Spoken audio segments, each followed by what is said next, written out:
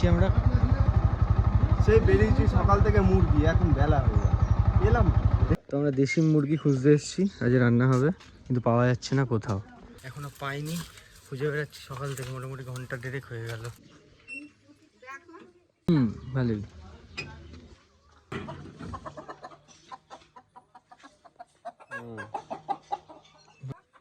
তাহলে পাওয়া গেল?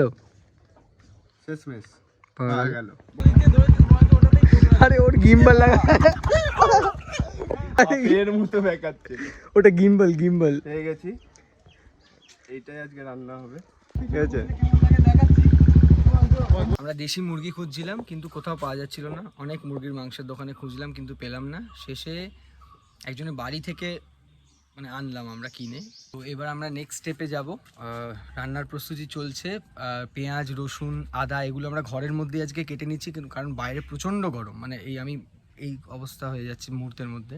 তো আমরা মুরগিটাকেও মানে রেডি করব প্রিপারেশনটা বানানোর জন্য। দেশি মুরগির ঝোল যেরকম হয় বেসিক, তো আমরা একটু গ্রাম্য স্টাইলে যেরকমভাবে করি আর কি, উনুনে কাঠের জাল দিয়ে সেভাবেই করব।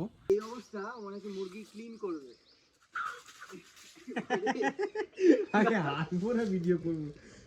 যেই মোরগটা আমরা নিয়ে এসেছি সেই মোরগটা এবার ক্লিন করে নেব। আমাদের প্রায় ক্লিন করা হয়ে গেছে। ছোট ছোট যে পালকগুলো থাকে না, ওগুলো খুব মুশকিল হয় ছাড়ানো। তারপরে আমরা আরেকবার একটা আগুনে পুড়িয়ে নেবো ওপরটা একটুখানি, যে ছোট ছোট পালকগুলো যাতে পুড়ে যায়।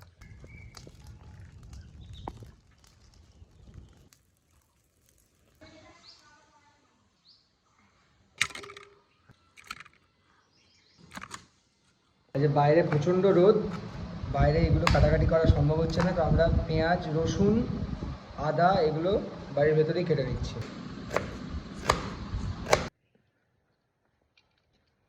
আমাদের রান্নাটা হবে এইখানটায়। সাগর উনুন আনছে, আবার চিকেন আনা হবে। হ্যাঁ হ্যাঁ, এখানেই রান্না হবে। পেঁয়াজ, রসুন কাটা এগুলো সব আমরা ঘরে করে নিয়েছি, ভাতটা করে নিয়েছি, মাংসটা আমরা বাইরে করব, ঠিক আছে। এখন কাঠ ফাট জোগাড় করতে হবে, সেগুলো করা যাক। চলো দাঁড়া, ও পরিচয়টা করে দিই। আমাদের সবার বন্ধু অরিজিৎ, সায়ন, আমি, আকাশ, সাগর, ওদিকে সাগর।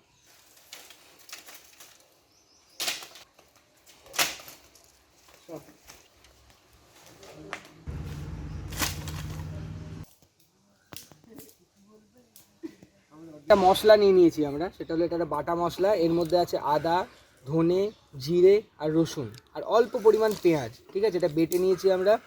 হলুদ গুঁড়ো আছে, লঙ্কা গুঁড়ো আছে, এটা হলো পেঁয়াজ কুচি, মাংসটাকে হলুদ দিয়ে মাখিয়ে রাখা হয়েছে, সর্ষের তেল, নুন, আলু আসছে, সেটা অ্যাড করব। আর এদিকে ততক্ষণ আগুনটা আমরা ততক্ষণে উনুনটা জ্বালিয়ে নিই, যেটা খুব কঠিন কাজ একটা।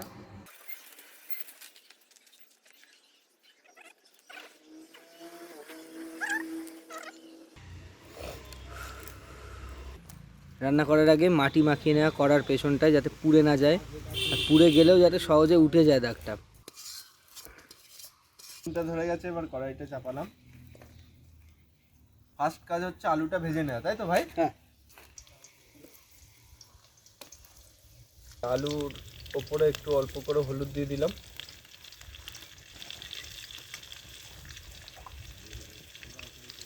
একটু নুন দিয়ে দিলাম।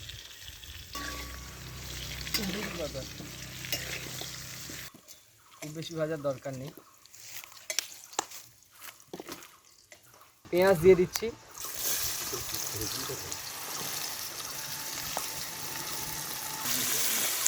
পেঁয়াজটা একটু বেশ গোল্ডেন ব্রাউন করে নেবো।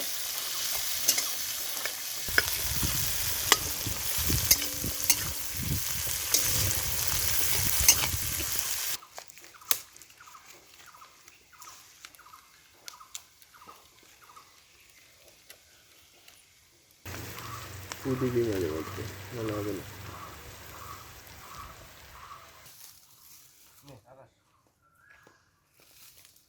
এবার বেটে রাখা মশলাটা, যেটা আদা, জিরে, রসুন আর অল্প একটু ধনে আছে,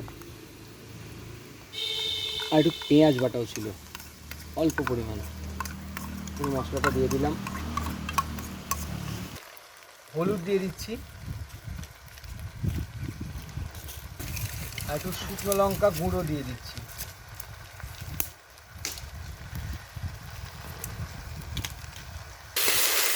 ভালো করে কষিয়ে নিতে হবে এবার। এই মশলাটা কষানোর সময় একটু নুন দিয়ে দেবো অল্প পরিমাণে।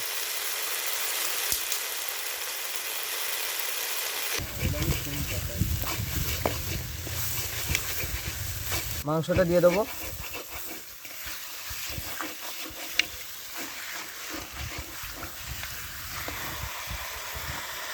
এটা তেল দিয়ে মাখা ছিল না? হ্যাঁ, দিয়ে দে। ব্যাস ব্যাস ব্যাস ব্যাস।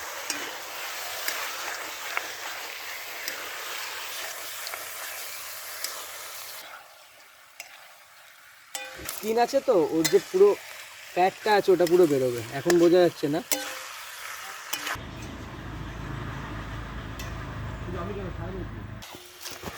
এই সময় না একটু নুন দিয়ে দেবো।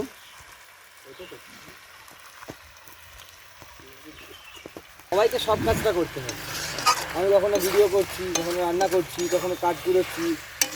হ্যাঁ, কারুর একার ওপর পুরোটা নির্ভর করে না, টিম ওয়ার্কটা খুব দরকার হয়। ওই জন্য যখন তোরা দুজনের ওপর পুরো প্রেশারটা পড়ে যায় যখন একা ভিডিও করিস। আমার যখন ভিডিও আপলোডের সময় সাগর কিছু করুক আর না করুক, ও আমার ফোনে থাকে, ফোনটা সবসময় সাথে কানেক্ট থাকে। ওর থেকে আমি শিখি কী কী করা উচিত নয়, যেগুলো আমায় করতে বলে। বুঝিস না? আর আমরা জলটা দিয়ে দেবো,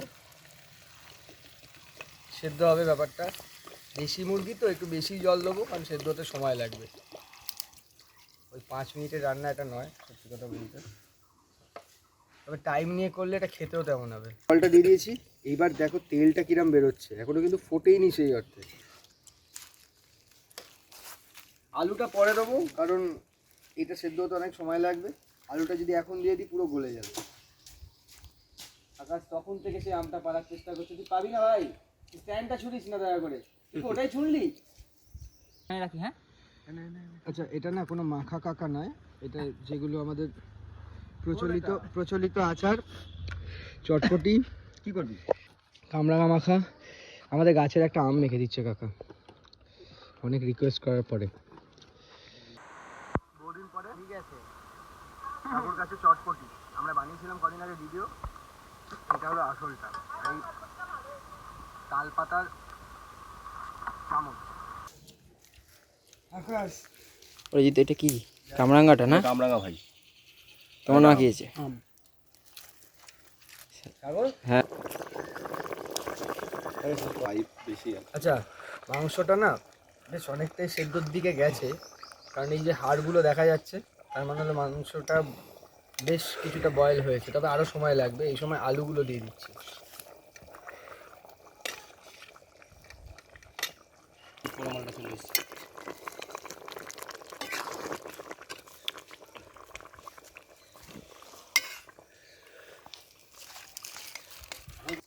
ঢাকা দিয়ে দিচ্ছি। হ্যাঁ, ঢিকি ঢিকি আছেই হবে, এটাই আগুনটা এরকমই দরকার। ঢাকাটা দিয়ে দিই।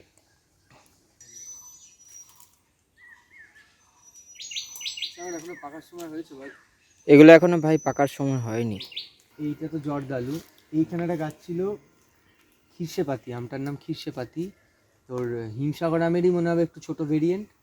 অদ্ভুত খেতে, অদ্ভুত মিষ্টি। মানে কিছু কিছু আম হয় না, হিমসাগর খুব ওভাররেটেড আম, মানে ওভাররেটেড আম মানে প্রচুর পরিমাণেও হয়, সেই জন্য সবার কাছে পৌঁছয়, ওই জন্য বেশি ফেমাস। ট্যাংরা, হিমসাগর এগুলো। কিন্তু আরও কিছু কিছু স্পেসিফিক আম আছে যেগুলো ভীষণ আন্ডাররেটেড, যেমন জর্দালু, খিরশেপাতি। এখানে আরেকটা জর্দালু গাছ আছে ওইদিকে, এটা ল্যাংড়া গাছ। ওইদিকে আছে সরি আম, যেটা সবার প্রথমে পাওয়া যায়, অ্যাভেলেবেল হয়।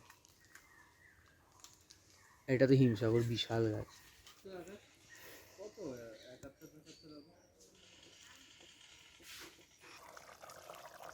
নামাবো কিছুক্ষণে।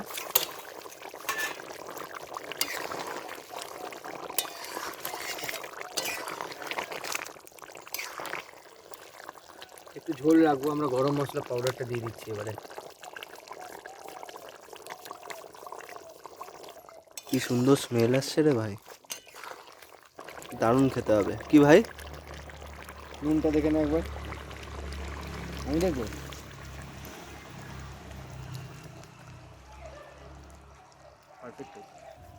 দেখো কত সুন্দর কালার এসছে, আর সেদ্ধ হয়ে গেছে।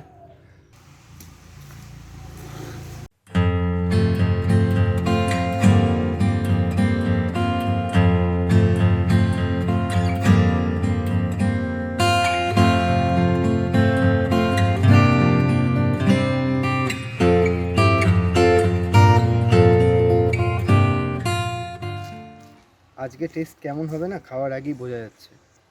যেমন দেখতে হয়েছে তেমন গন্ধটা বেরিয়েছে, তেমন সুন্দর নরম হয়েছে। খেয়ে দেখি।